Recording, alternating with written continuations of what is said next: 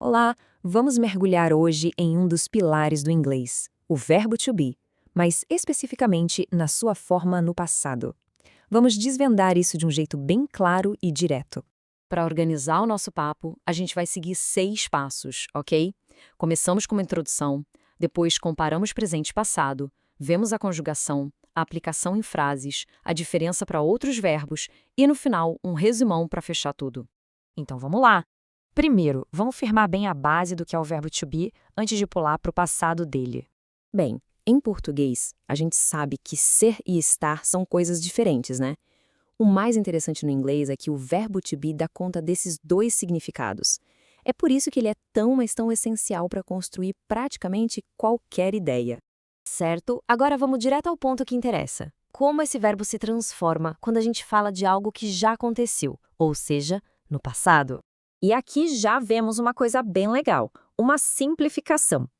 Se no presente a gente precisa de 3 formas, am, is e are, no passado tudo se resume a apenas 2, was e were. Fica mais fácil, não acha? Essa tabela aqui deixa tudo bem visual. Olha só como funciona a troca. I am vira I was. Aquele trio he is, she is, it is também se transforma e todos viram was. He was, she was, it was. E as formas que usavam are, como you are, we are e they are, todas elas passam a ser were. You were, we were, they were. Ok, agora vamos aprofundar um pouquinho mais nas regras para usar was e were sem erro. A regra é bem clara, na verdade. A gente usa was com os pronomes I, he, she e it. E o were, ele fica com you, we e they. É basicamente isso. Bem dividido. E aqui um detalhe que faz toda a diferença: a pronúncia. A palavra were, que é o verbo, tem um som mais fechado. Escuta só. Were. É muito importante não confundir com where, que significa onde, e tem um som mais aberto, assim, where. A diferença pode parecer sutil, mas ela muda completamente o sentido do que se quer dizer. Outro ponto importante é que uma forma em inglês, como I was, pode ser traduzida de várias maneiras em português, dependendo do contexto. Pode ser eu era, eu estava, eu fui, eu estive. Ele cobre tanto o nosso pretérito perfeito quanto o imperfeito. Vamos ver isso na prática com alguns exemplos. Com was, I was a teacher, ou seja, eu era um professor. He was at home, significa ele estava em casa. She was happy, que pode ser ela era ou estava feliz. E it was cold, que é estava frio.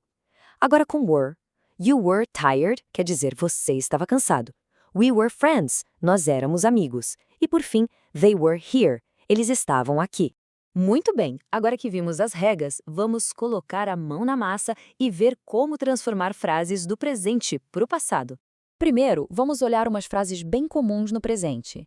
I am in school. She is happy. We are here. São estruturas que a gente já conhece bem. Agora, a mágica acontece. Olha como elas ficam no passado. I am vira I was in school. She is se transforma em she was happy. E we are muda para we were here. Viu? É uma substituição bem direta. Para frases afirmativas, ficou claro. Mas, e na hora de fazer uma pergunta, como essa lógica funciona?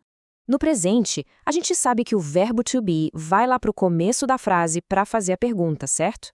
Como em Are you tired? Is he Canadian? Are they at home? E a boa notícia é que no passado a regra é exatamente a mesma. O verbo continua indo para o início, só que na sua forma do passado. Então, are you tired vira were you tired. Is he Canadian se torna was he Canadian. E are they at home passa a ser were they at home. A estrutura se mantém. Para consolidar de vez esse conhecimento, é muito útil entender por que o verbo to be é, digamos, um diferentão no passado, se a gente comparar com os outros verbos. E aqui está o pulo do gato. Praticamente todos os outros verbos em inglês, não importa se são regulares ou irregulares, têm uma forma só para o passado simples, que vale para todo mundo. O verbo to be é a única exceção a essa regra. Essa tabela aqui mostra isso de um jeito brilhante. Dá uma olhada nas colunas de to work e to go. A forma é a mesma para todos os pronomes, worked e went. Agora, olha a coluna do to be. Ali a gente vê a divisão clara entre was e were. É isso que o torna tão especial.